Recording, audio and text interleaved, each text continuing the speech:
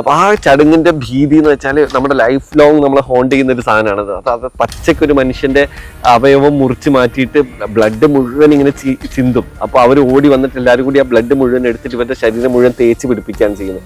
എന്തുകൊണ്ടായിരിക്കും ഇപ്പോഴും ദായമക്കായി ചെയ്യുന്നത്? ഇപ്പൊ മോഡേൺ സർജറീസ് ഉണ്ട്, ശരീരത്തിന്റെ ഒരു ഭാഗം ഒരു മരവിപ്പില്ലാതെ അങ്ങ് മുറിച്ച് കളയുക. അതായത് നല്ല പഴുപ്പിച്ച് കത്തി ഇങ്ങനെ പഴുപ്പിച്ചിട്ട് തിളച്ച എണ്ണ ഇങ്ങനെ ഒഴിക്കുക, അങ്ങോട്ട് ഒഴിച്ചതിന് ശേഷം ഇതിങ്ങനെ അരിഞ്ഞെടുക്കുക ചെയ്യുന്നത്.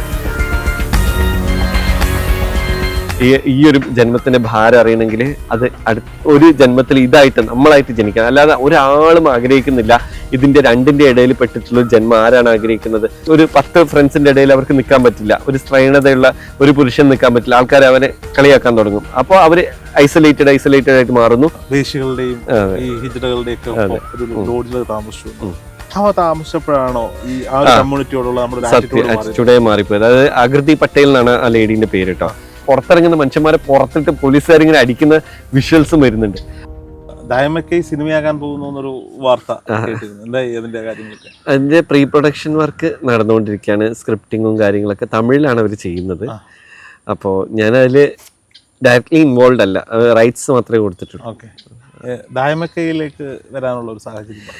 ദായമക്കയും ഞാനും റഫീഖും തന്നെയാണ് അതിലെയും കഥാപാത്രങ്ങൾ അല്ലേ. എനിക്കൊരു 1000 പുസ്തകങ്ങൾ എഴുതാനുള്ള അനുഭവം ആ 105 ദിവസങ്ങളിൽ കിട്ടിയിട്ടുണ്ട്. 17ാമത്തെ വയസ്സിൽ ഈ ഇന്ത്യ മുഴുക്കെ എന്ന് പറഞ്ഞാൽ ഞങ്ങൾ സഞ്ചരിച്ചിട്ടുണ്ട്. എപ്പോഴും പുതിയ ക്രിയേറ്റീവ് ആയിട്ടുള്ള. അതെ, ഉറപ്പായിട്ടും ഒന്നെങ്കിലും നമ്മൾ അഗാധമായിട്ട് വായിച്ചുകൊണ്ടിരിക്കണം.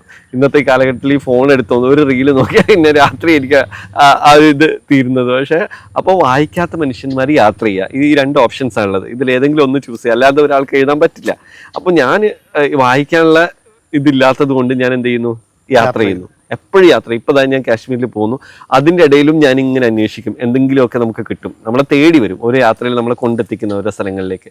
അപ്പോൾ അതുപോലത്തെ ഒരു യാത്ര ആ 17ാമത്തെ വയസ്സിൽ നടത്തിയ ജേണിയാണ് എൻ്റെ ലൈഫിൽ ഏറ്റവും ചാലഞ്ചിങ് ആയിട്ടുള്ള ജേണി. അത് എന്നെ ഭയങ്കരമായിട്ട് പരിവപ്പെടുത്തിയിട്ടുണ്ട്. അതിലുള്ള എലമെന്റ്സ് ഇപ്പോഴും എൻ്റെ ഉള്ളിൽ ഇങ്ങനെ 1000 ബുക്കുകൾക്ക് വേണ്ടിയിട്ടുള്ള അതും ഇങ്ങനെ ഓരോന്ന് എടുക്കുന്നത്. ഇപ്പോൾ തലൈക്കൂത്തലാണെങ്കിൽ അന്ന് കണ്ടതാണ്, ദായമക്കെ അന്ന് കണ്ടതാണ്, പൂർണ്ണാനന്ദ് അന്ന് കണ്ട വിഷ്വലാണ്. ഇതൊക്കെ ഞാൻ ഇപ്പോഴാണ് ഇങ്ങനെ പുറത്തെടുക്കുന്നത്. അപ്പോൾ ഇതിൽ ദായമക്കെ ഞാൻ കാണുന്നത് പിന്നെ ഞാനും റഫീഖും ഇത് പറഞ്ഞ പോലെ പിന്നെ ചെന്നൈയുടെ ഔട്ട്സ്കേർട്സിൽ ഒരു സ്ഥലത്ത് ഇങ്ങനെ പെട്ടുപോയപ്പോഴാണ് 2 ട്രാൻസ്ജെൻഡേഴ്സ് ആദ്യമായിട്ട് അവരെ കാണുന്നതും. അവരുടെ വീടുകളിലേക്ക് പോയ സമയത്താണ് അവിടെ ഈ ചടങ്ങ്. ഞാൻ എത്രയോ പറഞ്ഞുകൊണ്ടാണ് ഞാനിങ്ങനെ ചുരുക്കി പറയുന്നത്. അപ്പോൾ അവിടെ വെച്ചിട്ട് ഈ ഒരു ചടങ്ങ് ഞാൻ കണ്ടു. അപ്പോൾ ആ ചടങ്ങിന്റെ ഭീതി എന്ന് വെച്ചാൽ നമ്മുടെ ലൈഫ് ലോങ് നമ്മളെ ഹോണ്ട് ചെയ്യുന്ന ഒരു സാധനമാണത്. അത് പച്ചയ്ക്ക് ഒരു മനുഷ്യന്റെ അവയവം മുറിച്ച് മാറ്റിയിട്ട് ബ്ലഡ് മുഴുവൻ ഇങ്ങനെ ചിന്തും. അപ്പോൾ അവർ ഓടി വന്നിട്ട് എല്ലാവരും കൂടി ആ ബ്ലഡ് മുഴുവൻ എടുത്തിട്ട് ഇവരുടെ ശരീരം മുഴുവൻ തേച്ച് പിടിപ്പിക്കുകയാണ് ചെയ്യുന്നത്. അപ്പോൾ അതിനുശേഷം ഞാൻ കുറേ കാലത്തിന് ശേഷമാണ് ഞാൻ ഇതിൻ്റെ ഡീറ്റെയിലിങ്ങിലേക്ക് പോകുന്നത് കേട്ടോ. അപ്പോൾ ഞാൻ ഒരിക്കൽ ചോദിച്ചപ്പോൾ ഈ അടുത്ത് എന്തുകൊണ്ടായിരിക്കും ഇപ്പോഴും ദായമക്കായി ചെയ്യുന്നത്? ഇപ്പോൾ മോഡേൺ സർജറീസ് ഉണ്ട് അല്ലേ, എല്ലാ കേരളത്തിലും തമിഴ്നാട് എല്ലായിടത്തും സർജറീസ് ഉണ്ട്. അപ്പൊ അവർ പറയുന്നത് ഒന്ന് ഫിനാൻഷ്യൽ പ്രോബ്ലം, അങ്ങനെയുള്ള ആൾക്കാർ ഇത് ചെയ്യും. രണ്ടാമത്തെ ഫിനാൻസ് ഉണ്ടെങ്കിലും ചില ആൾക്കാർ ദായമക്കായി ചെയ്യണം എന്ന് പറയും. അതെന്ന് വെച്ചാൽ ഒരു ട്രഡീഷന്റെ ഭാഗമായിട്ട് ശരീരത്തിന്റെ ഒരു ഭാഗം ഒരു മരവിപ്പില്ലാതെ അങ്ങ് മുറിച്ച് കളയുക. അതായത് നല്ല പഴുപ്പിച്ച് കത്തി ഇങ്ങനെ പഴുപ്പിച്ചിട്ട് തിളച്ച എണ്ണ ഇങ്ങനെ ഒഴിക്കുക, അങ്ങോട്ട് ഒഴിച്ചതിന് ശേഷം ഇതിങ്ങനെ അരിഞ്ഞെടുക്കുക ചെയ്യുന്നത്. അപ്പോൾ അവർ പറയുന്നത് എന്താ വെച്ചാൽ മോഡേൺ സർജറിയുടെ സമയത്ത് ബ്ലഡ് പോവില്ല, ഇങ്ങനെ കട്ട് ചെയ്യുന്നു, സാധനം എടുത്തു മാറ്റുന്നു. പക്ഷെ ദായമക്കായി ചെയ്യുന്ന സമയത്ത് ശരീരത്തിലെ ബ്ലഡ് മുഴുവൻ പോയിക്കോളും, പുരുഷൻ്റെതായിട്ടുള്ള എല്ലാ രക്തവും ഒഴുകിപ്പോവും. പിന്നെ കിനിഞ്ഞിറങ്ങുന്ന ഓരോ തുള്ളി സ്ത്രീയുടേതായിരിക്കും എന്നാണ് അവർ പറയുന്നത് ദായമക്കായി ചെയ്യുമ്പോൾ. അപ്പോൾ അങ്ങനെയുള്ള ആൾക്കാർക്ക് ഭയങ്കരമായിട്ടുള്ള സ്ത്രൈണതയും ഭയങ്കര സൗന്ദര്യവും ഉണ്ടാവുമെന്നാണ് അവർ അവകാശപ്പെടുന്നത്. അതുകൊണ്ടാണ് ഇപ്പോഴും ഈ ഒരു ചടങ്ങിന് ആൾക്കാർ നിന്നു കൊടുക്കുന്നത്. അത് കേരളത്തില് ഇല്ലല്ല, കേരളത്തിൽ ഇപ്പൊ ഇത് വളരെ അപൂർവമായിട്ടാണ് നടക്കുന്നത് കേട്ടോ. എവിടെയെങ്കിലും നടക്കുന്നുണ്ടെങ്കിൽ തന്നെ അത് വളരെ അപൂർവമായിട്ടാണ്. അത്രയും എന്താ പറയുക, പ്രിമിറ്റീവ് ആയിട്ടുള്ള, അത്രയും റിമോട്ട് ആയിട്ടുള്ള വില്ലേജസ് ഇഷ്ടംപോലെ ആൾക്കാർ ഭയങ്കര അപ്രിസിയേഷൻ ആയിരുന്നു. കാരണം ഇതിൽ ദായമക്കായി ചെയ്യുന്നതിനെ കുറിച്ച് മാത്രമല്ല പറയുന്നത്, അവരുടെ അവസ്ഥകളിലൂടെ സഞ്ചരിക്കുന്നുണ്ട്. അപ്പൊ ഇതിൽ ഏറ്റവും ആൾക്കാർ സ്ട്രൈക്ക് ചെയ്തിട്ടുള്ളത് ഇപ്പൊ ട്രാൻസ്ജെൻഡേഴ്സ് എന്നല്ല, സാധാരണ മനുഷ്യൻ തന്നെ എന്നെ വിളിച്ചിട്ട് അപ്രിഷിയേറ്റ് ചെയ്തിട്ടുള്ള ഒരു വാക്ക്, അത് അഗർത്തയിലാണെങ്കിൽ അഗർത്തയിലൊരു ക്യാരക്ടറിനെയാണ് ഞാൻ ദായമക്കയിലേക്ക് കൊണ്ടുവന്നത്. അതിൽ അവർ പറയുന്നുണ്ട്, എനിക്ക് എങ്ങനെയെങ്കിലും ഒന്ന് ചത്ത് മണ്ണടിഞ്ഞാൽ മതി, എന്നിട്ട് എനിക്ക് പുനർജനിക്കണം, ഒന്നല്ല 10 അല്ല 100 അല്ല 1000 എനിക്ക് പുനർജനിക്കണം. എന്നിട്ട് എന്നെ 9 എന്ന് വിളിച്ചവരുടെ, ഹിജഡ എന്ന് വിളിച്ചവരുടെ, ചാന്തുപൊട്ടെന്ന് വിളിച്ചവരുടെ, ആണും പെണ്ണും കെട്ടവനെന്ന് വിളിച്ചവരുടെ ഒക്കെ വീടുകളിൽ എനിക്ക് പുനർജനിക്കണം. അവരുടെ മകനായി, മകളായി, അന്യനായി, അനന്തരവനായിട്ട് എനിക്ക് ജനിക്കണം. അപ്പം മാത്രമേ അവർക്ക് മനസ്സിലാവുള്ളൂ ഈ ജന്മത്തിൻ്റെ ഭാരം എത്രത്തോളം ഉണ്ടെന്ന്. അല്ലാഞ്ഞ ഒരിക്കലും അത് മനസ്സിലാവും. ആ ഒരു വേർഡ് എല്ലാവർക്കും ഭയങ്കര സ്ട്രൈക്കിങ്. അത് വിളിച്ചിട്ട് എന്നോട് ഇങ്ങനെ കരയൊക്കെ ചെയ്തിട്ടുണ്ട്. സത്യമാണ്. പക്ഷേ ഈ ഒരു ജന്മത്തിൻ്റെ ഭാരം അറിയണമെങ്കിൽ അത് ഒരു ജന്മത്തിൽ ഇതായിട്ട് നമ്മളായിട്ട് ജനിക്കണം. അല്ലാതെ ഒരാളും ആഗ്രഹിക്കുന്നില്ല. ഇതിൻ്റെ രണ്ടിൻ്റെ ഇടയിൽ പെട്ടിട്ടുള്ള ഒരു ജന്മം ആരാണ് ആഗ്രഹിക്കുന്നത്? അത് നമ്മൾ ആഗ്രഹിച്ചെടുക്കുന്നതല്ല. പിന്നെ നിങ്ങൾ എന്തിനിങ്ങനെ സാരി കൊടുത്ത് നടക്കുന്നു ചോദിക്കുമ്പോൾ അവർ പറയും, ഒന്നുകിൽ എല്ലാവരും പറയുന്നത് ഒന്നുകിൽ നീ ആണാവുക, ഒന്നുകിൽ പെണ്ണാവുക. അപ്പോൾ എനിക്ക് മനസ്സുകൊണ്ട് ഏതായാലും സ്ത്രീ, അപ്പോൾ ശരീരം കൊണ്ട് സ്ത്രീ ആവുക എന്നാണ് ഞങ്ങൾ ചെയ്യുന്നത്. അപ്പോൾ അതിനും കളിയാക്കും. മണിയണ്ടി ശബ്ദം, മറ്റത് മുറിച്ചത്, ചിരട്ട എന്നൊക്കെ പറഞ്ഞിട്ട് ആൾക്കാർ കളിയാക്കുന്നത്. അപ്പോൾ ആ ഒരു പ്രോസസ്സിലൂടെ പലരും വിദഗ്ധന്മാരൊക്കെ കമന്റ് ബോക്സിൽ പറയും മാനസിക രോഗമാണ്, നല്ല പെട കൊടുക്കാത്തതിൻ്റെ. ഇത് ഒരു മനുഷ്യനും ആഗ്രഹിക്കുന്നില്ല ഒരു കോമാളിയായിട്ട് ഈ ജന്മം ജീവിച്ചു തീർക്കാൻ വേണ്ടിയിട്ട്. അപ്പോൾ ആ ഒരു സ്റ്റേറ്റ് ഓഫ് മൈൻഡിൽ, ആ ഒരു സ്റ്റേറ്റിൽ ജീവിക്കുന്ന ഒരു മനുഷ്യന് മാത്രമേ മനസ്സിലാവുള്ളൂ അവർ കടന്നു പോകുന്ന ട്രോമ എത്രത്തോളം ഉണ്ട്. അവർ ആ ഒരു ആഗണി, ആ ഒരു ഒരു 10 ഫ്രണ്ട്സിൻ്റെ ഇടയിൽ അവർക്ക് നിൽക്കാൻ പറ്റില്ല. ഒരു സ്ത്രൈണതയുള്ള ഒരു പുരുഷൻ നിൽക്കാൻ പറ്റില്ല. ആൾക്കാർ അവനെ കളിയാക്കാൻ തുടങ്ങും. അപ്പോൾ അവർ ഐസൊലേറ്റഡ് ആയിട്ട് മാറുന്നു. പിന്നെ അവർ അപ്രത്യക്ഷരാകാണ് ആ ഭൂമുഖത്ത് നിന്ന്. മീൻസ് ആ ഒരു ഫാമിലിയിൽ നിന്ന് പോകുന്നു, ആ ഫ്രണ്ട് സർക്കിളിൽ നിന്ന് പോകുന്നു.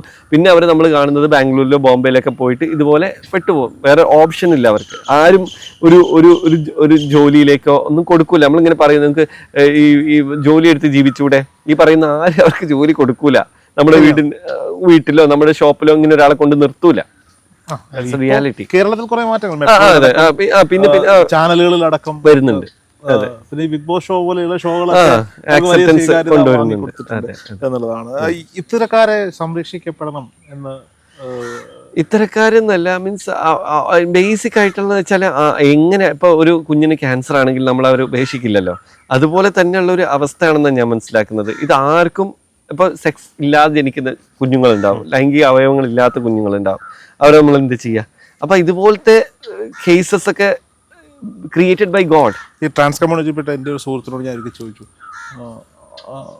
എന്തുകൊണ്ടാണ് ഈ സെക്സ് വർക്ക് ചെയ്യേണ്ടി വരുന്നത്? അതാണല്ലോ നിങ്ങളെ ഏറ്റവും കൂടുതൽ സമൂഹത്തിൽ ഏറ്റവും താഴെക്കിടയിൽ മാറ്റുന്നത്. ആ കുട്ടി എന്നോട് പറഞ്ഞു, എൻ്റെ അസ്തിത്വം ഞാൻ മനസ്സിലാക്കിയപ്പോൾ ഞാനതെൻ്റെ വീട്ടിൽ പറഞ്ഞപ്പോൾ എന്നെ സപ്പോർട്ട് ചെയ്യാൻ എൻ്റെ വീട്ടുകാരുണ്ടായിരുന്നു.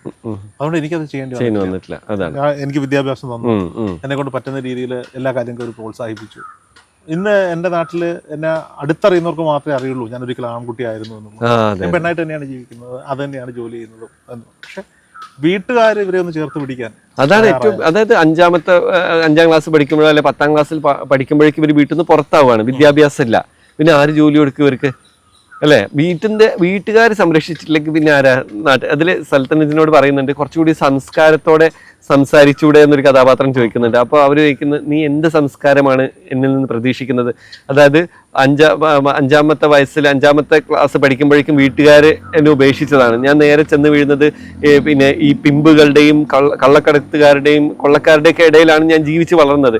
ഇതിന്ന് ജീവിച്ച് വളർന്ന് വരുന്ന മനുഷ്യരിൽ നിന്ന് നീ ഇതിൽ കൂടുതൽ എന്ത് സംസ്കാരമാണ് പ്രതീക്ഷിക്കുന്നത്? കാരണം ആരും അവരെ ടൈം ചെയ്തെടുക്കുന്നില്ല, ആരും അവർക്ക് പറഞ്ഞു കൊടുക്കുന്നില്ല ഇങ്ങനെയാണ് പോകേണ്ടത്. അവർ ഈ കടിപിടി കൂടിയിട്ടാണ് വളർന്നു വന്നിട്ടുള്ളത്. അപ്പോൾ അവരിൽ നിന്ന് അതേ നമുക്ക് എക്സ്പെക്ട് ചെയ്യാൻ പറ്റുള്ളൂ. അല്ലെങ്കിൽ സൊസൈറ്റി ഏറ്റെടുക്കണം, അല്ലെങ്കിൽ ഫാമിലി ഏറ്റെടുക്കണം, ഫാമിലി അവരെ ചേർത്ത് പിടിക്കണം, അല്ലെങ്കിൽ സൊസൈറ്റി അവരെ ചേർത്ത് പിടിക്കണം. എന്നാൽ ഈ പറഞ്ഞ സെക്സ് വർക്കിലേക്കൊന്നും ഒരു മനുഷ്യനും പോവാതെ അർഹമായിട്ടുള്ള അവരുടെ ടാലന്റ് എന്താണ്, എത്രമാത്രം ടാലന്റഡ് ആയിട്ടുള്ള ആൾക്കാരുണ്ട്. എല്ലാവർക്കും ഉണ്ട് ഒരു ടാലന്റ്. അത് കണ്ടെത്തിയിട്ട് അവരെ പ്രോത്സാഹിപ്പിച്ചിട്ട് ആ റൂട്ടിലേക്ക് തിരിച്ചു. ഇവരൊക്കെ ഈ സെക്സ് വർക്ക് ചെയ്യുന്നതുകൊണ്ട് നമ്മുടെ നാട്ടില് പെൺകുട്ടികൾക്കൊക്കെ എറണാകുളം പോലെയുള്ള സിറ്റികളിൽ ഇറങ്ങി നടക്കാൻ പറ്റുന്നുണ്ടെന്നൊരു കാര്യം കൂടിയുണ്ട്. ഞാൻ ഉദാഹരണം പറയാം, നമ്മുടെ ഒരു ചാനലിന് വേണ്ടിയിട്ട് ഒരു പ്രാങ്ക് ഷോ ചെയ്യാൻ വേണ്ടി നമ്മുടെ ഒരു ആർട്ടിസ്റ്റ് ഋഷ എന്ന് പറഞ്ഞ ആർട്ടിസ്റ്റിനോട് പറഞ്ഞു, എടാ നീ ഇന്ന് രാത്രിയിൽ സാരി കൊടുത്തു നമുക്ക് പാലാരിവട്ടത്തോട്ട് പോയി. പാലാരിവട്ടത്തോട്ട് പോകേണ്ടി വന്നില്ല. നമ്മുടെ സ്റ്റുഡിയോയിൽ നിന്ന് വന്നിട്ടുണ്ടല്ലോ, ആലുവ സ്റ്റുഡിയോയിൽ നിന്ന് ഇവ മേക്കപ്പ് ഇട്ട് പുറത്തേക്ക്. അപ്പൊ ഞാൻ നേരത്തെ പോയി, ഞാൻ ഉണ്ടായിരുന്നില്ല, പിള്ളേരെ ഏൽപ്പിച്ചിട്ട് പോയി. പിന്നെ ഞാൻ ഈ റഷ് കാണുമ്പോൾ നമ്മുടെ സ്റ്റുഡിയോയുടെ മുമ്പിൽ ഇവൻ പിള്ളേർ ബൈക്ക് എടുത്തിട്ട് വരുന്ന കാത്തിരിക്കുക. അപ്പോഴൊരു കാർ വന്ന് നിൽക്കുന്നു, ഇവനോട് കാര്യങ്ങളൊക്കെ സംസാരിച്ച്. ഇത് ഇവൻ പ്രാങ്ക് ആണല്ലോ ഉദ്ദേശിച്ചത്. അവനോട് അത് പറഞ്ഞുകൊണ്ട് അവൻ വേറെ കാര്യമായിട്ടൊന്നും ചിന്തിക്കില്ല, കളിയാക്കി വിടുക, ഇത് മാത്രമാണ് ഉദ്ദേശിക്കുന്നത്. പക്ഷെ എനിക്ക് ഏറ്റവും ഞെട്ടിപ്പോയത് ആ വിഷ്വൽസ് കണ്ടപ്പോൾ ഏറ്റവും കൂടുതൽ ഇവനെ സമീപിക്കുന്നത് രാത്രിയിൽ ഊബർ ഓടുന്ന കാറുകാരാണ്. ഒരുപക്ഷെ ഫ്രസ്ട്രേഷൻ തീർക്കാൻ വേണ്ടി അവർ കണ്ടെത്തുന്ന മാർഗങ്ങളായിരിക്കും. അപ്പൊ ഞാൻ ഈ കമ്മ്യൂണിറ്റി ഇതുപോലെ റോഡ് സൈഡുകളിൽ നിൽക്കുന്നില്ല എന്നുണ്ടെങ്കിൽ യാത്രയിലൊക്കെ ഒറ്റപ്പെട്ട് നിൽക്കുന്ന പെൺകുട്ടികളുടെയൊക്കെ ഒരു അവസ്ഥ എന്തുമാത്രം ആയിരിക്കും? ഭയങ്കരമായിരിക്കും. അപ്പൊ ഇതൊക്കെ അത് സെക്ഷലി അത്രയും ഫ്രസ്ട്രേറ്റഡ് ആയി നിൽക്കുന്ന ഒരു സമൂഹം ഇവിടെ. ഭയങ്കര എന്താ പറയുക, കമന്റ് ബോക്സുകളിലും മറ്റിടത്തൊക്കെ വിശുദ്ധന്മാരുടെ ഒരു പ്രളയമായിരിക്കും. നാണല്ലോ അവിടെ പോയി നിൽക്കാനേ. പക്ഷേ ഈ പറയുന്ന മനുഷ്യന്മാർ തന്നെയാണ് ഇതിനു വേണ്ടിയിട്ട് പരക്കം പായുന്നത്. ഒരു പെൺകുട്ടിയുടെ ഒരു റീലോ അല്ലെങ്കിൽ ജസ്റ്റ് ഒരു വയറ് കാണിക്കുകയൊക്കെ ചെയ്യുമ്പോഴേക്കും ആൾക്കാരങ്ങ് ഇതാവുമല്ലേ. അത്രയും ലൈംഗിക ദാരിദ്ര്യം അനുഭവിക്കുന്ന ഒരു സമൂഹമാണ് ഇവിടെ ജീവിക്കുന്നത്. അപ്പൊ അവരിലെ ദാരിദ്ര്യം കുറച്ചെങ്കിലും തീരുന്നത് ഇതുപോലത്തെ ആൾക്കാർ നിന്നിട്ട് തന്നെയാണ്. 100%. ആ ഒരു കാര്യത്തിൽ അവരോട് നന്ദിയാണ് പറയേണ്ടത്. പക്ഷെ നമ്മൾ പോലും ഒരുപക്ഷെ രാത്രി ഇവരെ കാണും, എന്തിനാണ് ഇവർ എന്നുള്ള മനസ്സിൽ തോന്നിയിട്ടുണ്ടാകും. പിന്നെ ഈ കമ്മ്യൂണിറ്റിയിലുള്ള ആളുകളൊക്കെ ആയിട്ട് സൗഹൃദമായപ്പോഴാണ് ഇവര് മനുഷ്യരാണെന്നുള്ളൊരു നമുക്ക് ഇത് ഇട്ടാൽ ഇതിന്റെ അടിയിലും എഴുതും നമ്മൾ ഇതിനെ സപ്പോർട്ട് ചെയ്യാൻ വേണ്ടിയിട്ട് നിൽക്കുകയാണ് മറ്റതാണ്. അവരൊക്കെ ഈ പറഞ്ഞ പോലെ മാന്യതയുടെ മുഖംമൂടി അണിഞ്ഞുകൊണ്ടുള്ള കമന്റ് ബോക്സുകളിലാണ് വന്നിട്ട് എഴുതുന്നത്. പക്ഷെ റിയാലിറ്റിയിൽ നോക്കുന്ന സമയത്ത് ഈ ചങ്ങായിമാരൊക്കെ തന്നെ ആയിരിക്കും ആദ്യം തന്നെ പോകുന്നത്. ഞാൻ എന്റെ മനസ്സിൽ ഇപ്പോഴും എവിടെയാണെന്നറിയോ, കോവിഡ് സമയത്ത് താങ്കൾ 82 ദിവസം ദേശികളുടെയും ഈ ഹിജടകളുടെയും ഒക്കെ ഒരു ലോഡ്ജിൽ താമസിച്ചു. താമസിച്ചപ്പോഴാണോ ഈ ആ ഒരു കമ്മ്യൂണിറ്റിയോടുള്ള നമ്മുടെ ആറ്റിറ്റ്യൂഡേ മാറിപ്പോയത്? അതായത് ആകൃതി പട്ടേൽ എന്നാണ് ആ ലേഡീന്റെ പേര് കേട്ടോ. ആ സമയത്ത് അതായത് ഞാൻ അവിടെ ഇങ്ങനെ കറങ്ങി അവിടെ എത്തിയതായിരുന്നു. അപ്പോൾ ആദ്യം ഒരു ഹോട്ടലിലായിരുന്നു. ആ ഹോട്ടലിൽ പൂട്ടുക എന്ന് പറഞ്ഞപ്പോൾ ലോഡ്ജിലേക്ക്, നമുക്കറിയില്ലല്ലോ ഇങ്ങനെയൊക്കെ സംഭവിക്കാം, കേരളത്തിലാണല്ലോ ഇത് നടക്കുന്നത്, അവിടെ ഒന്നും ഒരു പ്രശ്നം ഉണ്ടായിരുന്നില്ല. പിന്നെ ലോഡ്ജിലേക്ക് ആക്കി. അപ്പോൾ ലോഡ്ജും പൂട്ടി, കംപ്ലീറ്റ് ലോക്ക്ഡൗൺ എന്ന് പറഞ്ഞു. അത് പിന്നെ ഹോട്ടലുകളില്ല, ഭക്ഷണമില്ല, ഒന്നുമില്ല. അപ്പൊ എനിക്ക് ശരിക്കും പേടിയായി. കാരണം അതുവരെ കുഴപ്പമില്ല, എന്താ രസാല് ഹർത്താല് അങ്ങനെയുള്ള കംപ്ലീറ്റ് ലോക്ക്ഡൗൺ എന്ന് പറഞ്ഞ് വാർത്തകളൊക്കെ വന്നപ്പോൾ ഞാനിങ്ങനെ എൻ്റെ ബാണ്ടവും പിടിച്ച് റോഡ് സൈഡിൽ ഇങ്ങനെ നിൽക്കും. ഞാൻ ഇങ്ങോട്ടാ പോവാ റബ്ബേ. അപ്പോൾ ഞാൻ വേഗം മലയാളി അസോസിയേഷൻസിനെ വിളിച്ചു, ബറോഡ ഇവരൊക്കെ. അപ്പോൾ അവരൊക്കെ പറഞ്ഞു, സാർ പൈസ വേണമെങ്കിൽ തരാം, പക്ഷെ അക്കോമഡേഷൻ തരാൻ പറ്റില്ല, കാരണം പേടിയാ. ഒരു മനുഷ്യനെ ട്രസ്റ്റ് ചെയ്യാത്തൊരു കാലം, എസ്പെഷ്യലി ഞാൻ കേരളത്തിൽ നിന്നാണെന്നും കൂടി പറഞ്ഞോടുകൂടി ഭയങ്കര പ്രശ്നം. അപ്പോൾ ആരും സ്വീകരിക്കുന്നില്ല. അങ്ങനെ ഞാൻ കുറേ വിളിച്ചു. അങ്ങനെ NGOസിന്റെ ലിസ്റ്റ് എടുത്തു. അങ്ങനെ വിളിച്ച് ലക്ഷ്യ എന്ന് പറഞ്ഞൊരു ട്രസ്റ്റ് ഉണ്ട്. ആ ട്രസ്റ്റിൽ ആകൃതി എന്ന് പറഞ്ഞിട്ടുള്ള അവരാണ് ഫോൺ എടുത്തത്. അപ്പം ഞാൻ ഇങ്ങനെ പറഞ്ഞു, ഞാനിങ്ങനെ ഒരു ഹെൽപ്പ് ചോദിക്കാൻ വിളിച്ചാണ്, എൻ്റെ പേര് നിസാർ എന്നാണ്, കേരളത്തിൽ നിന്നുള്ളൊരു മാഷാണ് എന്നൊക്കെ പറഞ്ഞു. അപ്പോൾ അവനോട് ചോദിച്ചു എന്താ ചെയ്യുന്നതെന്ന് വെച്ചപ്പോൾ ഞാൻ പറഞ്ഞു ഇങ്ങനെ അധ്യാപനാണ്, യൂണിവേഴ്സിറ്റി അസിസ്റ്റന്റ് പ്രൊഫസറായിട്ട് വർക്ക് ചെയ്യുകയാണെന്ന് പറഞ്ഞു. അപ്പോൾ അവരെന്നോട് പറഞ്ഞൊരു കാര്യം എന്ന് വെച്ചാൽ, ഞങ്ങൾ മനുഷ്യരല്ല സാറേ എന്ന് പറഞ്ഞു. ഹിന്ദിയിലാട്ടോ പറയുന്നത്. അപ്പോൾ ഞാൻ ചോദിച്ചു എന്താ ഹം ഇൻസാൻ നീ വെച്ചാൽ നിങ്ങൾ പറയുന്നത് എനിക്ക് മനസ്സിലായില്ല. നിങ്ങളുടെ കണ്ണിൽ മനുഷ്യരായിട്ടുള്ള ആൾക്കാരല്ല, ഞങ്ങൾക്ക് ഇവിടെ സ്ഥലമുണ്ട്, പക്ഷെ നിങ്ങൾക്ക് ഇവിടെ നിൽക്കാൻ പറ്റുമോ എന്ന് ചോദിച്ചാൽ എന്താ ഞങ്ങൾ ട്രാൻസ്ജെൻഡേഴ്സും സെക്സ് വർക്കേഴ്സും താമസിക്കുന്ന ഒരു ട്രസ്റ്റാണിത്. അപ്പോൾ ഇവിടെ നിങ്ങൾക്ക് തരാൻ ബെഡില്ല, ഒന്നുമില്ല. ഞങ്ങളുടെ ഓഫീസിൻ്റെ ഫ്ലോറിൽ ഒരു കാർപ്പറ്റ് ഉണ്ട്, അവിടെ നിങ്ങൾക്ക് കഴിയാൻ പറ്റും. ഞാൻ പറഞ്ഞു കാർപ്പറ്റും വേണ്ട, എനിക്കൊന്നും വേണ്ട, എനിക്ക് എങ്ങനെയെങ്കിലും ഒരു ഇടം കിട്ടിയത്. കാരണം എന്താ സംഭവിക്കുക ഒന്നും അറിയില്ലല്ലോ. അവിടെ ആണെങ്കിൽ പുറത്തിറങ്ങുന്ന മനുഷ്യന്മാരെ പുറത്തിട്ട് പോലീസുകാരിങ്ങനെ അടിക്കുന്ന വിഷ്വൽസും വരുന്നുണ്ട്. അങ്ങനെ അവർ റാവുപുര എന്ന് പറഞ്ഞ സ്ഥലത്താണ് ഞാൻ നിൽക്കുന്നത്. 8 കിലോമീറ്റർ ഉണ്ട്, വണ്ടിയില്ല. അങ്ങനെ ഞാൻ 8 കിലോമീറ്റർ നടന്ന് റാവുപുരയിലെത്തി. ഉഷാകിരൺ ബിൽഡിങ്, അവിടെ 3ാമത്തെ നിലയിലാണ് ഇവരുടെ ഓഫീസ് ഉള്ളത്. അങ്ങനെ ഞാൻ ആ ഉഷാകിരൺ ബിൽഡിങ്ങിന് മുമ്പിലെത്തിയപ്പോൾ ആകൃതി വന്നിട്ട് ഗേറ്റ് തുറന്ന് ഞാൻ അകത്തേക്ക് കയറി. പിന്നെ അത് തുറന്നത് 2.5 മാസം കഴിഞ്ഞിട്ടാണ് ഞാൻ പുറത്തേക്ക്. നോമ്പ്, പെരുന്നാൾ, ഈ സാധനങ്ങളൊക്കെ അവരുടെ കൂടെ ആയിരുന്നു, അതിൻ്റെ ഉള്ളിലായിരുന്നു. അവരുമായിട്ട് അടുത്തപ്പോ നല്ല സൗഹൃദങ്ങൾ പിന്നെ സൂക്ഷിക്കുന്ന സൗഹൃദം ആകൃതി ഇപ്പോഴും കോണ്ടാക്ട് ചെയ്യാറുണ്ട്. എന്ന് വെച്ചാൽ ആത്യന്തികമായിട്ട് എല്ലാവരും മനുഷ്യന്മാരാണെന്ന്, മനുഷ്യരാണ്, മനുഷ്യന്റെ പച്ചയായിട്ടുള്ള. അവർക്കൊന്നും അറിയില്ലല്ലോ നാളെ മലയാളത്തിൽ അറിയപ്പെടാൻ പോകുന്ന എഴുത്തുകാരനാണ് നമ്മളോടൊപ്പം. അവർക്കൊന്നും അറിയില്ല ഇതിനെ കുറിച്ച്. അപ്പോൾ ഒന്നും അറിയാത്തൊരു മനുഷ്യനാണ് അവര് ഇതാക്കി. എന്നിട്ട് അവർ ഫുഡ് തരും എനിക്ക്. അവരുടെ ഒരു സ്റ്റൗ ഉണ്ട്, അവർ കുക്ക് ചെയ്ത് കഴിഞ്ഞാൽ പിന്നെ എന്നെ വിളിക്കും, നിങ്ങൾ കുക്ക് ചെയ്തോളൂ എന്ന് പറഞ്ഞാൽ. അവർ തരുന്ന കുറച്ച് പരിപ്പ്, കുറച്ച് അരി, ഇത് വെച്ചിട്ടാണ്. പൈസക്ക് നോട്ട് കഷ്ണത്തെക്കാൾ ഒരു വില ഇല്ലായിരുന്നു ആ സമയത്ത്, കാരണം ഷോപ്പുകളില്ല. ഇവർ തരുന്ന റേഷൻ മാത്രമേ ഉള്ളൂ. അത് വെച്ചിട്ട് നമ്മൾ ഈ ബിഗ് ബോസിലൊക്കെ താമസിക്കുന്ന പോലെ അതിൻ്റെ ഉള്ളിലായിരുന്നു നമ്മുടെ ജീവിതം. അപ്പോൾ ഇവർക്കാണെങ്കിൽ വേറെ ഇൻകം ഇല്ല, ഏർണിങ്സ് ഇല്ല, സെക്സ് വർക്കിന് പോകാൻ പറ്റുന്നില്ല ആകെ. അപ്പോൾ ഇവരെ സഹായിക്കുന്ന ഈ ലക്ഷ്യ എന്ന് പറഞ്ഞ ട്രസ്റ്റ് ബറോഡയിലെ രാജകുമാരന്, അയാളിങ്ങനെ ഒരു ഗേ ആയിട്ടുള്ള മനുഷ്യനാണ്. അയാളുടെ ഐഡന്റിറ്റി റിവീൽ ചെയ്ത സമയത്ത് കൊട്ടാരത്തിൽ നിന്ന് പുറത്താക്കിയത്, അങ്ങേരുണ്ടാക്കിയതാണ് ഈ ട്രസ്റ്റ്. അപ്പോൾ അവരുടെ ചാരിറ്റബിൾ ട്രസ്റ്റ് ആയതുകൊണ്ട് അവർ കൊടുക്കുന്ന ഭക്ഷണവും ഫണ്ടിങ്ങുമാണ് ഇവരിൽ റൺ ചെയ്യുന്നത്. അപ്പോൾ ആ ഒരു ലോകവും അവരുടെ ഓരോരുത്തരുടെയും കഥകളും ഞാൻ ഇങ്ങനെ കേൾക്കുകയായിരുന്നു. ഓരോരുത്തരും നിസാർ അൽത്തുവേഷിന്റെ കയ്യില് ഒരു മനുഷ്യ ആയുസ് മുഴുവൻ എഴുതി തീർക്കാനുള്ള അതാ പറഞ്ഞു, ഒരു ആയുസ് മുഴുവൻ എഴുതാനുള്ള സാധനങ്ങൾ ഈ യാത്രകൾ എനിക്ക് സമ്മാനിച്ചിട്ടുണ്ട്. അതിൽ ഇപ്പം മാനസി ആണെങ്കിലും അങ്ങനെ ഓരോ കഥാപാത്രങ്ങളും അവരുടെ കഥകൾ ഇങ്ങനെ പറയും വന്നിട്ട്. വെച്ചാൽ അവരൊക്കെ ഭയങ്കര ലൈവാണ്. വെച്ചാൽ കാണുന്ന സമയത്ത് നമ്മൾ വിചാരിക്കും എന്തൊരു സന്തോഷമാണ് ഇവർക്കൊക്കെ, ഫുൾ ടൈം മേക്കപ്പ് ഇടുന്നു, ചിരിക്കുന്നു, ഡാൻസ് കളിക്കുന്നു, അങ്ങനെ അതിൻ്റെ ഉള്ളിൽ ഭയങ്കര ലൈവാണ്. പക്ഷേ എപ്പോഴെങ്കിലുമൊക്കെ അടുത്ത് ഇരുന്നിട്ട് അവരിങ്ങനെ അവരുടെ കഥ പറയും. അപ്പോൾ അവർ ഭയങ്കരമായിട്ട് ബേസ്റ്റ് ഔട്ട് ചെയ്യും. ഇതൊന്നും ആവണ്ടായിരുന്നു എനിക്ക്, ഇങ്ങനെയൊന്നും അല്ലായിരുന്നു എനിക്ക് ജീവിതം, എനിക്ക് സാധാരണ പോലെ ഒരു മനുഷ്യനെ പോലെ ആയിരുന്നു ജീവിക്കേണ്ടത്. പക്ഷേ വെച്ചാൽ അവർ പറയാണ്, പിന്നെ എനിക്ക് എൻ്റെ വീട്ടിലൊന്ന് പോകണമെന്ന് ആഗ്രഹമുണ്ടായിരുന്നു. എനിക്ക് ഏറ്റവും പ്രിയപ്പെട്ട എല്ലാം ഉപേക്ഷിച്ചിട്ടാണ് ഞാൻ ഇറങ്ങി വന്നത്. എനിക്ക് എൻ്റെ ഗ്രാമത്തിലൊരു പൂച്ചക്കുഞ്ഞുണ്ടായിരുന്നു, എനിക്ക് ഇഷ്ടപ്പെട്ട മാവിൽ നിന്ന് നല്ല മാങ്ങ കിട്ടുന്ന മാവുണ്ടായിരുന്നു. അത് ഞാൻ എത്രമാത്രം മാങ്ങ എന്ന് പക്ഷെ അതൊക്കെ ഉപേക്ഷിക്കേണ്ടി വന്നു. ഞാനൊരു തെറ്റും ചെയ്തിട്ടില്ല, എന്നിട്ട് പോലും എനിക്ക് അതൊക്കെ ഉപേക്ഷിക്കേണ്ടി വന്നു. ഇതിൻ്റെയൊക്കെ റീസൺ എന്താണ്? ദൈവത്തിന് അവർ ഭയങ്കരമായിട്ട് ഇങ്ങനെ എപ്പോഴും ഇത് പറയും, എപ്പോഴെങ്കിലും ഞാൻ മരിക്കട്ടെ. അതും ഞാനതിൽ അതുപോലെ തന്നെ എഴുതിയിട്ടുണ്ട്. ചത്ത് തൊലഞ്ഞ് എങ്ങനെയെങ്കിലും ഒന്ന് ചത്ത് തൊലഞ്ഞ് എങ്ങനെയെങ്കിലും പരലോകത്തൊന്ന് എത്തണം എനിക്ക്, എന്നിട്ട് ആ ദൈവത്തിൻ്റെ എൻ്റെ കൈ കിട്ടും. അപ്പം എനിക്ക് ചോദിക്കണം എന്തിനാണ് എനിക്ക് ജന്മം തന്നതെന്നുള്ളൊരു ചോദ്യം ഞാൻ ചോദിക്കും. വിടില്ല ഞാൻ എന്ന് പറയുന്നുണ്ട് സൽത്തനജ്. അപ്പോൾ അതൊക്കെ ഇവർ പറഞ്ഞ ഡയലോഗ്സാണ്. എനിക്ക് എങ്ങനെയെങ്കിലും ഒന്ന് ദൈവത്തിന് എൻ്റെ കൈ കിട്ടണം, കാത്തിരിക്കുക. കാരണം ഇത്രയും കോടാനുകോടി മനുഷ്യർക്കിടയിൽ ഞങ്ങളെ മാത്രം എന്തിനാണ് ഇങ്ങനെ സൃഷ്ടിച്ചത്? പക്ഷെ ആ കമ്മ്യൂണിറ്റിക്കിടയിലും സ്വന്തം കഴിവുകളെ മനസ്സിലാക്കി വലിയ രീതിയിൽ ജീവിക്കുന്നത് പിന്നെ സാധാരണ മനുഷ്യരെ പോലെ തന്നെയാണ്. അല്ലെങ്കിൽ മനുഷ്യരാണ് ഒരാണും പെണ്ണും എങ്ങനെയാണോ എല്ലാ ഘട്ടത്തിലും അവരും അവർക്കിടയിലും സാമ്പത്തികമായി അല്ലെങ്കിൽ താഴെക്കിടയിൽ കിടക്കുന്നവരുണ്ട്, സാമ്പത്തികമായി മുകളിൽ നിൽക്കുന്നവരുണ്ട്. ഈ കമ്മ്യൂണിറ്റിയിലും അങ്ങനെ തന്നെയാണ്. എല്ലാവർക്കും ഒരു തുല്യത വരുന്ന ഒരു കാലത്തിന് വേണ്ടി നമുക്കും പ്രാർത്ഥിക്കാം. എന്തായാലും നിസാർ അൽത്തു മാഷുമായിട്ടുള്ള ഈ ഒരു മണിക്കൂർ നേരത്തെ സംഭാഷണം, അങ്ങ് പറഞ്ഞതുപോലെ എറണാകുളത്തുനിന്ന് മുക്കം വരെ വാഹനം ഓടിച്ച് ഈ കൊച്ചുവെളുപ്പാൻ കാലത്ത് എത്തിയത് ഒരു പക്ഷേ എൻ്റെ സ്വാർത്ഥതയാകാം. അങ്ങേ പരിചയപ്പെടണമെന്നും അല്ലെങ്കിൽ അതുകൊണ്ട് ചാനലിന് റീച്ച് ഉണ്ടാക്കണമെന്നുള്ള എൻ്റെ സ്വാർത്ഥതയാകാം. ഇനിയും കാണാൻ അവസരം ഉണ്ടാകട്ടെ എന്ന് പ്രാർത്ഥിക്കാം.